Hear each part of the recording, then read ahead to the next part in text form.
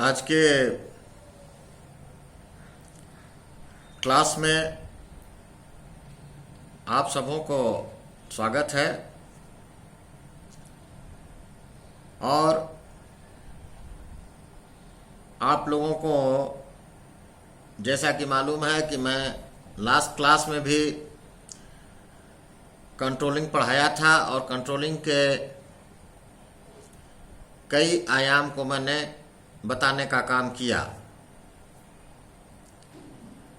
आज का जो चैप्टर है उसका नाम है नियंत्रण की तकनीकें, यानी टेक्निक्स ऑफ कंट्रोल। नियंत्रण करने की जो कला है उसमें या जो विज्ञान है उसमें कई प्रकार की बातें आती हैं। उन बातों को जाने बिना या उन बातों पर अनुसरण किए बिना नियंत्रण का होना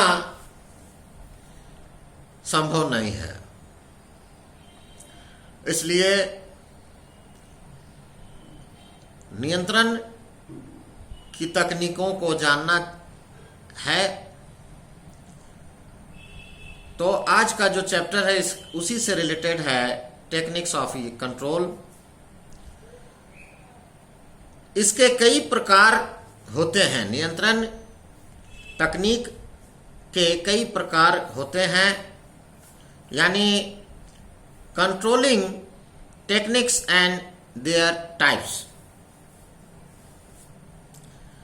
मुख्यतः कंट्रोलिंग के जो तकनीक हैं उन तकनीकों में मुख्य रूप से पाए जाने वाला जो तकनीक है वो 3 प्रकार के हैं, या 2 प्रकार के कह सकते हैं आप। पहला परंपरागत नियंत्रण तकनीक यानी ट्रेडिशनल कंट्रोल टेक्निक्स, और दूसरा आधुनिक नियंत्रण तकनीक यानी मॉडर्न कंट्रोल टेक्निक्स। आज हम लोग पढ़ेंगे परंपरागत नियंत्रण तकनीक्स के बारे में। परंपरागत या पारंपरिक नियंत्रण प्रणाली से आशय उन प्रणालियों से होता है जो प्राचीन काल में प्रबंधक प्रयोग में लाया करते थे, तथा आज भी इन प्रणालियों का महत्व दिखाई देता है। आधुनिक प्रणालियों या विधियों से आशय उस नियंत्रण प्रक्रिया से है जिनका हाल के वर्षों में जन्म हुआ या उदय हुआ। परंपरागत नियंत्रण तकनीकों के अंतर्गत निम्न बातें आती हैं या निम्न विधियों को शामिल किया जा सकता है, जैसे व्यक्तिगत अवलोकन। व्यक्तिगत अवलोकन का मतलब हुआ कि पर्सनल ऑब्जर्वेशन। जब प्रबंधक कर्मचारियों के कार्यस्थल पर जाकर स्वयं कार्यों का अवलोकन करे तो ऐसे अवलोकन से नियंत्रण का काम आसान होता है, और व्यक्तिगत अवलोकन कर्मचारियों का मनोवैज्ञानिक प्रभाव भी डालने का कार्य करता है। इससे सुधार आती है और सुधारात्मक कार्रवाई करने में आसानी या सहायता प्रदान होती है।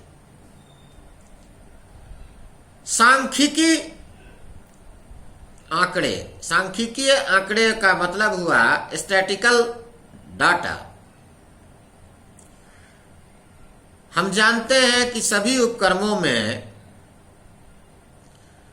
अनेक परिचालनों के अंतर्गत जैसे उत्पादन, लागत, विक्रय, गुणवत्ता नियंत्रण, सुरक्षा आदि से संबंधित कई पहलुओं पर सांख्यिकीय समंकों का संग्रहण किया जाता है और उन्हें उपलब्ध कराने का कार्य किया जाता है। इन समंकों से नियोजन, निर्णय तथा नियंत्रण कार्य में उपयोगी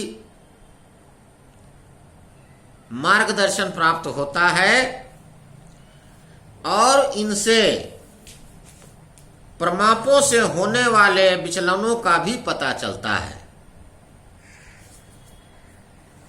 इसके बाद विशेष रिपोर्ट एवं विश्लेषण, स्पेशल रिपोर्ट्स एंड एनालिसिस। विशेष समस्या पर नियंत्रण करने के लिए विशेष रिपोर्ट का निर्माण किया जाता है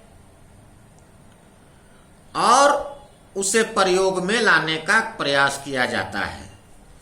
व्यवहार में कुछ ऐसी समस्याएं सामने आती हैं जिनको न केवल समझने में कठिनाई होती है बल्कि उनका विश्लेषण करना भी कठिन होता है। ऐसी परिस्थितियों में समस्याओं का हल खोजने के लिए विशेषज्ञों की सेवाएं प्राप्त की जाती हैं। ये विशेषज्ञ समस्या के सभी पहलुओं का गहन अध्ययन करते हैं और परिस्थितियों का विश्लेषण करके अपनी रिपोर्ट देते हैं कि उन्हें कैसे और किस हाल में रखा जाए या उसका हल कैसे किया जाए। ऐसी विशेष रिपोर्ट या विश्लेषण से न केवल समस्या का हल खोजने में सुविधा होता है बल्कि अन्य कुछ महत्वपूर्ण बातों की भी जानकारियां प्राप्त होती हैं। सम विच्छेद बिंदु विश्लेषण, ब्रेक इवन एनालिसिस। सम विच्छेद बिंदु प्रबंधकीय नियंत्रण में प्रयोग किया जाने वाला यह एक महत्वपूर्ण उपकरण है। इस विधि के अंतर्गत इस बात का पता लगाया जाता है कि किस स्तर तक विक्रय करने पर हानि होती है और किस स्तर के विक्रय करने पर लाभ होगा। विक्रय अथवा उत्पादन की वह मात्रा जिस पर न लाभ होता है न हानि होती है उसे ही सम विच्छेद बिंदु यानी ब्रेक इवन पॉइंट कहा जाता है। इस बिंदु पर कुल आय रेवेन्यू कुछ लागत के बराबर होता है।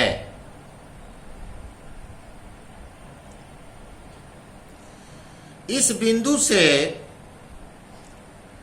कम विक्रय अथवा उत्पादन करने या हानि होती है और यदि बिंदु से विक्रय अथवा उत्पादन अधिक किया जाए तो लाभ होता है।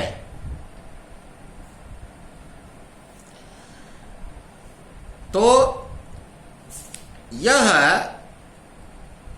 सम विच्छेद है और इसके बाद है बजटरी नियंत्रण। यानी बजटरी नियंत्रण बजट अनुमानों तथा वास्तविक परिणामों में तुलना करने की क्रिया को कहते हैं। बजट एक साधन और बजट नियंत्रण इस साधन द्वारा व्यवसाय के लक्ष्यों को प्राप्त करने का प्रयास है। व्यवसाय के लक्ष्यों को प्राप्ति उत्पादन के साधन के रूप में असंतुलित संयोग कहा जा सकता है। यह संसाधन सम्मिलित व समन्वित प्रयास लक्ष्य से थोड़ा भी दूर होता है तो उसे दूर करने के लिए सुधारात्मक कार्यवाही की जाती है।